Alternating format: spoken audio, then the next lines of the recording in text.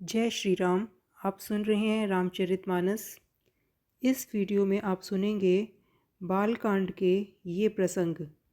श्री सीता जी का पार्वती पूजन एवं वरदान प्राप्ति तथा राम लक्ष्मण संवाद, श्री राम लक्ष्मण सहित विश्वामित्र का यज्ञशाला में प्रवेश। बालकांड के दोहा संख्या 230 में गोस्वामी तुलसीदास जी लिखते हैं, सिया शोभा हिम बरनी प्रभु आपनी दशा विचारी, बोले सुचिमन अनुज सन बचन समय अनुहारी। बाग में जहाँ श्री रामचंद्र जी अपने छोटे भाई लक्ष्मण जी के साथ विश्वामित्र जी के लिए यज्ञ के फूल लेने आए थे, उसी बाग में एक मंदिर है जिसमें सीता जी गौरी माँ की पूजा करने के लिए आई हुई हैं। वहाँ श्री राम जी और सीता जी एक दूसरे को पहली बार देखते हैं। हृदय में सीता जी की शोभा का वर्णन करके और अपनी दशा को विचार कर प्रभु श्री राम जी पवित्र मन से अपने छोटे भाई लक्ष्मण से समय अनुकूल वचन बोले, हे तात, यह वही जनक जी की कन्या है जिसके लिए धनुष यज्ञ हो रहा है। सखियाँ इसे गौरी पूजन के लिए ले आई हैं। यह फुलवाड़ी में प्रकाश करती हुई फिर रही है। जिसकी अलौकिक सुंदरता देखकर स्वभाव से ही पवित्र मेरा मन शुद्ध हो गया है। वह सब कारण तो विधाता जाने, किंतु हे भाई सुनो, मेरे मंगलदायक दाहिने अंग फड़क रहे हैं।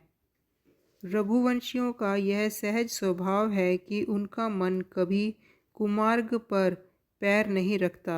मुझे तो अपने मन का अत्यंत ही विश्वास है कि जिसने स्वप्न में भी पराई स्त्री पर दृष्टि नहीं डाली, रण में शत्रु जिसकी पीठ नहीं देख पाते, पराई स्त्रियां जिसके मन और दृष्टि को नहीं खींच पाती और भिखारी जिसके यहाँ से खाली हाथ नहीं लौटते, ऐसे श्रेष्ठ मनुष्य संसार में थोड़े हैं। यूँ श्री राम जी छोटे भाई से बातें कर रहे हैं, पर मन सीता जी के रूप में लुभाया हुआ है। करत बत कही अनुज सन, मन सिय रूप लोभान, मुख सरोज मरकंद छवि, करे मधुप इव पान। सीता जी चकित होकर चारों ओर देख रही हैं। मन इस बात की चिंता कर रहा है कि राजकुमार कहाँ चले गए। तब सखियों ने लता की ओट में सुंदर श्याम और गोरे कुमारों को दिखलाया। श्री रघुनाथ जी की छवि देखकर नेत्र निश्चल हो गए, पलकों ने भी गिरना छोड़ दिया। नेत्रों के रास्ते श्री राम जी को हृदय में लाकर जानकी जी ने पलकों के किवाड़ बंद कर दिए, अर्थात नेत्रों को मूंद कर उनका ध्यान करने लगी।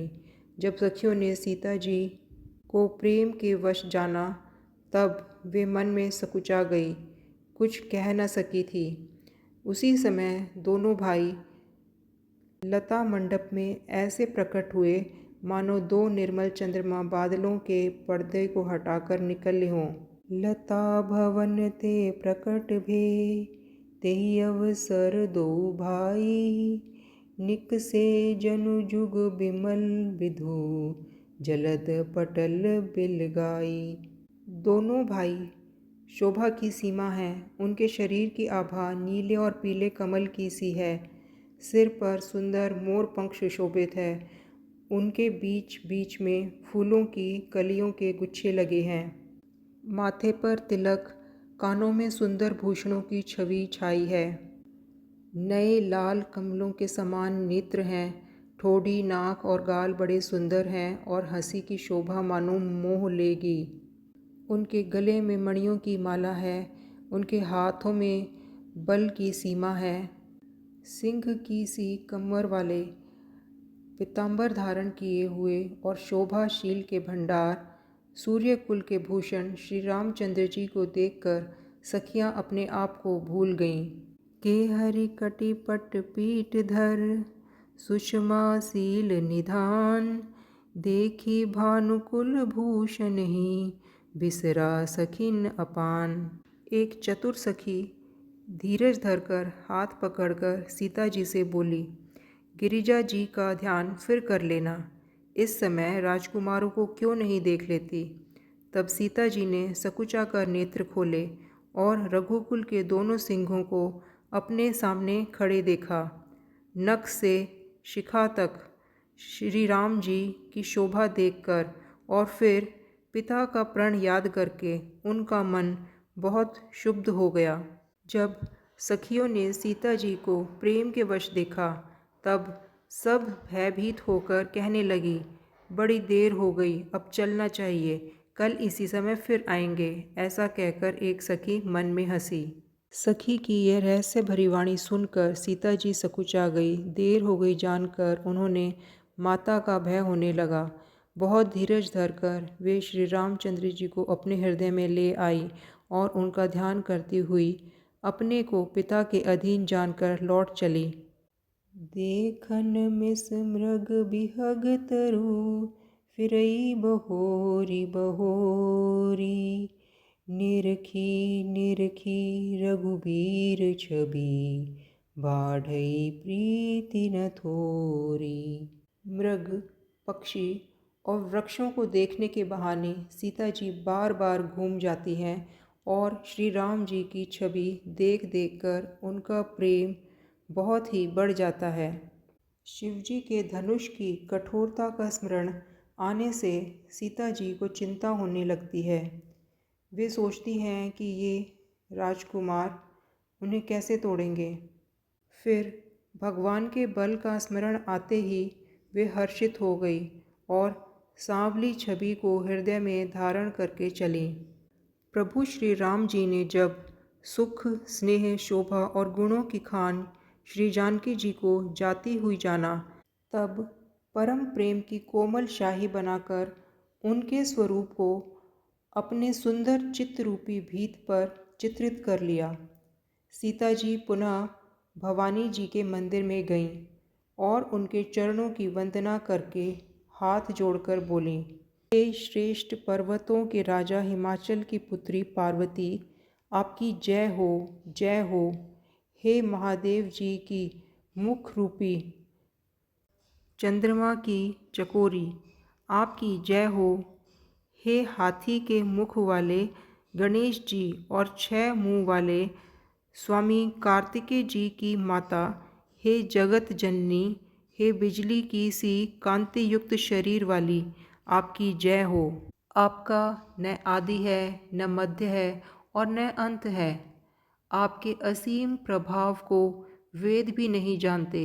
आप संसार को उत्पन्न, पालन और नाश करने वाली हैं। विश्व को मोहित करने वाली और स्वतंत्र रूप से विहार करने वाली, पति को इष्ट देव मानने वाली श्रेष्ठ नारियों में हे माता, आपकी प्रथम गणना है। आपकी अपार महिमा को हजारों सरस्वती और शेष जी भी नहीं गा सकते। हे भक्तों को मुँह मांगा वर देने वाली, हे त्रिपुर के शत्रु शिवजी की प्रिय पत्नी, आपकी सेवा करने से चारों फल सुलभ हो जाते हैं। हे देवी, आपके चरण कमलों की पूजा करके देवता, मनुष्य और मुनि सभी सुखी हो जाते हैं। मेरे मनोरथ को आप भली भांति जानती हैं, क्योंकि आप सदा सबके हृदय रूपी नगरी में निवास करती हैं। इसी कारण मैंने आपको अंतर्यामी जानकर अपने हृदय की बात प्रकट नहीं की। ऐसा कहकर जानकी जी ने उनके चरण पकड़ लिए। गिरिजा जी सीता जी के विनय और प्रेम के वश में हो गई और उनके गले की माला खिसक पड़ी और मूर्ति मुस्कुराई। सीता जी ने आदरपूर्वक उस माला को सिर पर धारण किया। गौरी जी का हृदय हर्ष से भर गया और वे बोली, हे सीता, हमारी सच्ची आशीष सुनो, तुम्हारी मनोकामना पूरी होगी। नारद जी का वचन सदा पवित्र और सत्य है। जिसमें तुम्हारा मन अनुरक्त है वही वर तुमको मिलेगा। स्वभाव से ही सुंदर श्री रामचंद्र जी दया का खजाना और सर्वज्ञ हैं। तुम्हारे शील और स्नेह को वे जानते हैं। इस प्रकार श्री गौरी जी का आशीर्वाद सुनकर जानकी जी समेत सब सखियां हृदय में हर्षित हुई। तुलसीदास जी कहते हैं, भवानी जी को बार बार पूजकर सीता जी प्रसन्न मन से राजमहल को लौट चली। हृदय में सीता जी के सौंदर्य की सराहना करते हुए दोनों भाई गुरु जी के पास चले गए। श्री रामचंद्र जी ने विश्वामित्र जी से सब कुछ कह दिया, क्योंकि उनका सरल स्वभाव है, छल तो उन्हें छू भी नहीं सकता। फूल पाकर मुनि ने पूजा की, फिर दोनों भाइयों को आशीर्वाद दिया कि तुम्हारे मनोरथ सफल हों। यह सुनकर श्री राम लक्ष्मण सुखी हुए। श्रेष्ठ मुनि विश्वामित्र जी भोजन करके कुछ प्राचीन कथाएं कहने लगे। इतने में दिन बीत गया और गुरुजी की आज्ञा पाकर दोनों भाई संध्या करने चले। उधर पूर्व दिशा में सुंदर चंद्रमा उदय हुआ। श्री रामचंद्र जी ने उसे सीता के मुख के समान देखकर सुख पाया। फिर मन में विचार किया कि यह चंद्रमा सीता जी के मुख के समान नहीं है।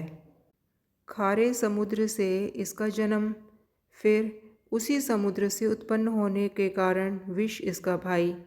दिन में यह मलिन रहता है और काले दाग से युक्त है। बेचारा गरीब चंद्रमा सीता जी के मुख की बराबरी किस प्रकार कर सकता है। फिर यह घटता बढ़ता है और विरहणी स्त्रियों को दुख देने वाला है। हे चंद्रमा, तुझ में बहुत से अवगुण हैं जो सीता जी में नहीं है। अतः जानकी जी के मुख की तुझे उपमा देने में बड़ा अनुचित कर्म करने का दोष लगेगा। इस प्रकार चंद्रमा के बहाने सीता जी के मुख की छवि का वर्णन करके बड़ी रात हो गई जान वे गुरु जी के पास चले। मुनि के चरण कमलों में प्रणाम करके आज्ञा पाकर उन्होंने विश्राम किया। रात बीतने पर श्री रघुनाथ जी जागे और भाई को देखकर ऐसा कहने लगे, हे तात, देखो कमल, चक्रवाक और समस्त संसार को सुख देने वाला अरुणोदय हुआ है। लक्ष्मण जी दोनों हाथ जोड़कर प्रभु के प्रभाव को सूचित करने वाली कोमल वाणी बोले। अरुणोदय होने से कुमुदनी सुकुचा गई है और तारागणों का प्रकाश फीका पड़ गया है। जिस प्रकार आपका आना सुनकर सब राजा बलहीन हो गए हैं। सब राजा रूपी तारे उजाला करते हैं, पर वे धनुष रूपी महान अंधकार को हटा नहीं सके। रात्रि का अंत होने से जैसे कमल, चकवे, भौरे और नाना प्रकार के पक्षी हर्षित हो रहे हैं, वैसे ही प्रभु आपके सब भक्त धनुष तोड़ने पर सुखी होंगे।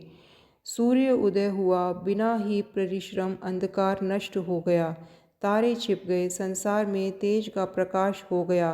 हे रघुनाथ जी, सूर्य ने अपने उदय के बहाने सब राजाओं को प्रभु का प्रताप दिखलाया। आपकी भुजाओं के बल की महिमा को उद्घाटित करने के लिए ही धनुष तोड़ने की यह पद्धति प्रकट हुई है। भाई के विचार सुनकर प्रभु मुस्कुराए।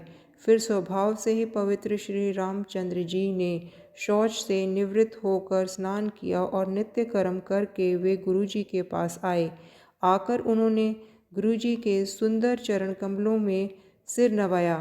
तब जनक ने शतानंद जी को बुलवाया और उन्हें तुरंत ही विश्वामित्र मुनि के पास भेजा। उन्होंने आकर जनक जी की विनती सुनाई। विश्वामित्र जी ने हर्षित होकर दोनों भाइयों को बुलाया।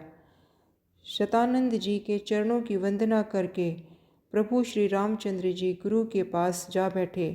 तब मुनि ने कहा, हे तात, चलो, जनक जी ने बुलावा भेजा है। चलकर सीता जी के स्वयंवर को देखना चाहिए। देखें ईश्वर किसको बड़ाई देते हैं। लक्ष्मण जी कहते हैं, हे नाथ, जिस पर आपकी कृपा होगी वही बड़ाई का पात्र होगा। अर्थात धनुष तोड़ने का श्रेय उसी को प्राप्त होगा। इस श्रेष्ठ वाणी को सुनकर सब मुनि प्रसन्न हुए। सभी ने सुख मानकर आशीर्वाद दिया। फिर मुनियों के समूह सहित कृपालु श्री रामचंद्र जी धनुष यज्ञशाला देखने चले। दोनों भाई रंगभूमि में आ गए। ऐसी खबर जब सब नगरवासियों ने पाई, तब बालक, जवान, बूढ़े, स्त्री, पुरुष सभी घर और कामकाज को भूलकर चल दिए। जब जनक जी ने देखा कि बड़ी भारी भीड़ हो गई है, तब उन्होंने सब विश्वास पात्र सेवकों को बुलवाया और कहा, तुम लोग तुरंत सब लोगों के पास जाओ और उन सब को उनके यथा योग्य आसन दो। सेवकों ने सबको उनके यथा योग्य स्थानों पर बैठाया। जय श्री राम। कथा को ध्यानपूर्वक सुनने के लिए आप सभी का धन्यवाद। आगे की कथा सुनने के लिए देखिए वीडियो का अगला भाग। कथा अच्छी लगी हो तो वीडियो को लाइक करें और चैनल को सब्सक्राइब करें ताकि आप मेरे साथ जुड़े रहें। श्री राम जी की कथा का नित्य पाठ करने से हम सभी के घरों में सुख, शांति और समृद्धि बनी रहे, ऐसी मंगल कामना के साथ आप सभी का पुनः धन्यवाद।